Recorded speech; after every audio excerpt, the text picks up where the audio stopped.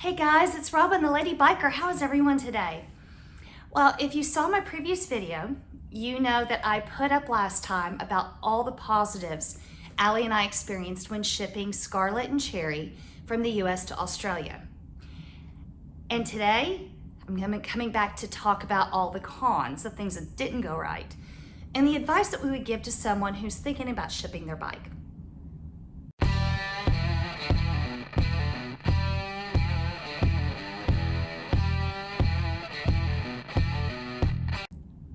Well, hey guys, so as I was saying in the intro, if you saw that video, my last one, you know that I shared the 4 things, the positive things that happened for Allie and I as we were shipping our bikes, Cherry and Scarlet, from the US to Australia.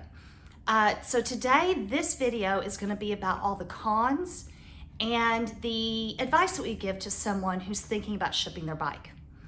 Now, originally, these 2 videos were meant to be one holistic, complete video, but as sometimes happens as content creators, once we get it to the editing program, things sometimes evolve, and that's what's happened here. So let me tell you a little bit about the other half of our experience. All right, let's transition this to the things they didn't do quite so well because, let me tell you, there were a few times through this process, I was ready to do a video to eviscerate them. But when Allie and I sat down and talked about it, all of the cons of working with a shipping company, and maybe it's just specific to this company, really boiled down to one issue, just one. A complete and utter lack of communication with us throughout the process.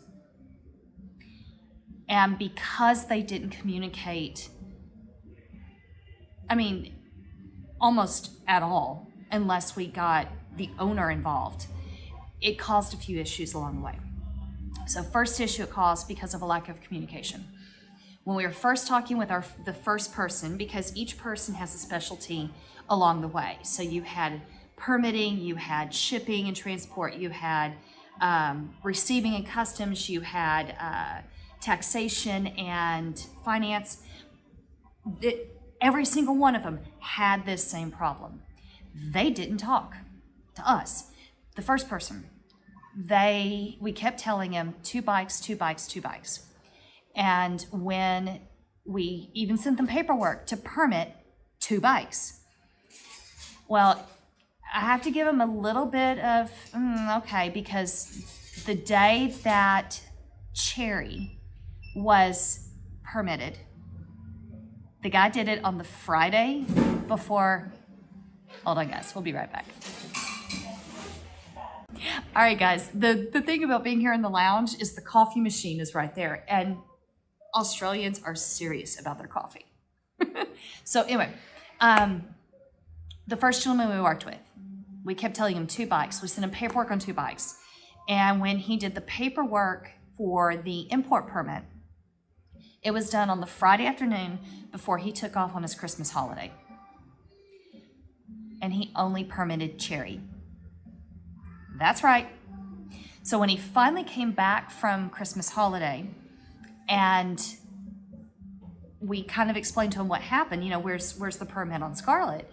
And he went, but there's only 1 bike in your name, because Allie was the one who had been communicating with him. And he went, yes, because the other bike is in my wife's name. And he went, oh. Now, there again, because he knew the system, what would have taken us 6 or 7 weeks to get the permit through, he was able to get it through in 2 weeks. But the bad thing was, our first opportunity to ship the bikes is we had to have them in Long Beach to be put on the boat, was the day my permit came through, and we could not arrange it. So we lost the opportunity to choose to ship the bikes in January. And because we missed that opportunity, we had to wait until May to get the next open spot on the boat. Yeah, I wasn't happy. So, second thing the lack of communication caused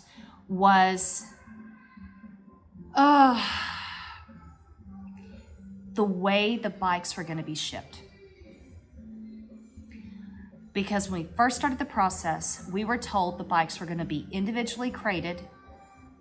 So each bike would have their own platform in their own wrap and then put into a Connex to be shipped. Once they actually got possession of the bikes, that ended up not being the case.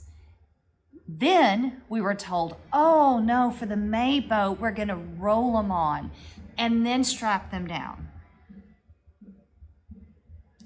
Really? So we weren't happy about that either. And since they already had possession of the bikes, there wasn't much we could do about it at that point. We weren't happy at all. Third problem we had was all of our emails were ignored. Early in the process, Allie happened to get the email of the owner of the company. And through this whole process, our emails were ignored until we finally were fed up and carbon copied the owner on the emails. And then they would respond immediately, like within just a couple of hours. Perfect example. They sent us an invoice for the tax, for the shipping, something else.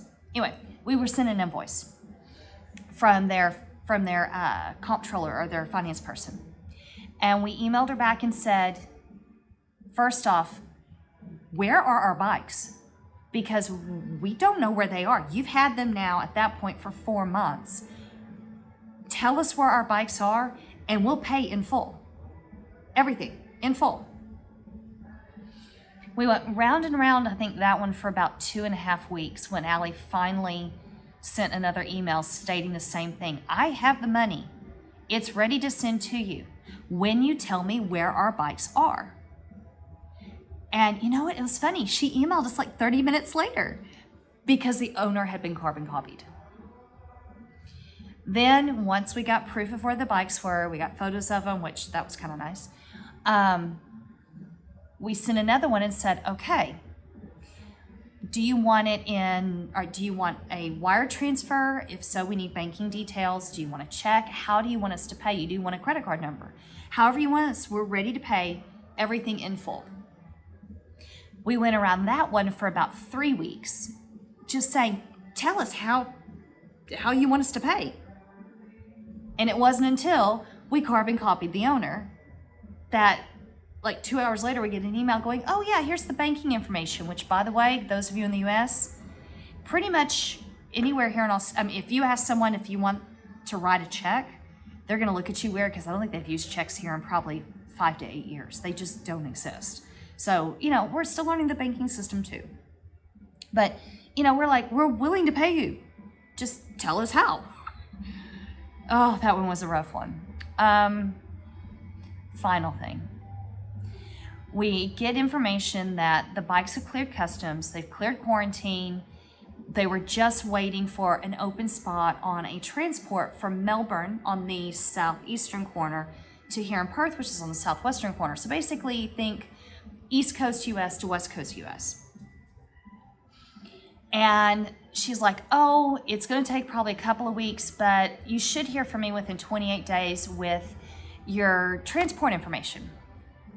Now, as I said earlier, we told him to bring the bikes here to Perth Harley because we knew we were going to have some modifications done to make them legal, which I'll tell you more about that in another video. And we get a call from the service manager, the service manager here is fantastic. And he goes, I think I have your bikes here. And we're like, what? He's like, yeah, I'll text you a picture. And sure enough, there was Cherry and Scarlet. So our bikes were transported across this country, and the person who was supposed to receive them didn't even know they were coming. So had it come to our personal home, we may not have even known to be home to receive them. It was only because we had the dealership receiving them to take them right into the service department that there was someone to actually receive the bikes. No communication, no nothing. So basically all 4 issues, which were all major issues, all boiled down to one problem, and that was a lack of communication. So basically on the whole, we would do it again, but we would do a few things different.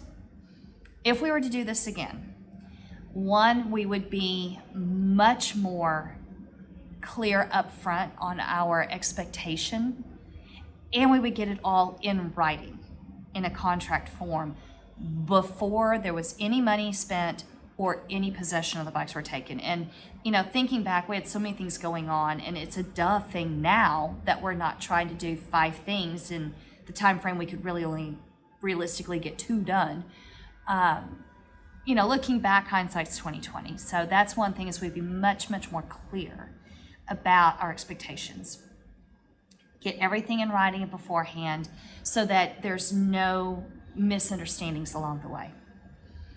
The other thing that I would recommend for anyone who is shipping their bike into a different country, especially if you're coming from, if you're not coming from, a major area in the Far East or Europe or US or Canada, you definitely need to work with a company that knows exactly what modifications your bike is going to need. Because that was kind of an issue, and I'll talk more about it in a future video, but that is something that we would recommend for anyone doing what we did, is have another company that can help you work through the legal process to be registered or to get an exemption permit if you're only going to be in a country for a short period of time.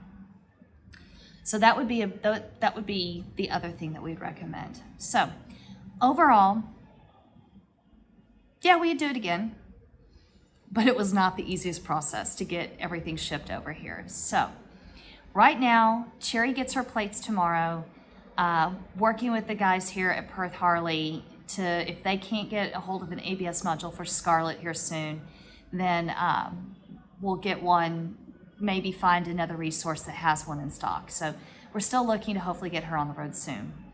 So guys, right now we're in the winter here, and it's a wet, cold winter. So those of you, especially in the Northern Hemisphere, who are having their fantastic summer vacations and summer trips and bikecations and everything, have fun and safe travels. But guys, get out and ride regardless. When you do, have fun, be safe, and we're gonna catch you on the next video. Bye.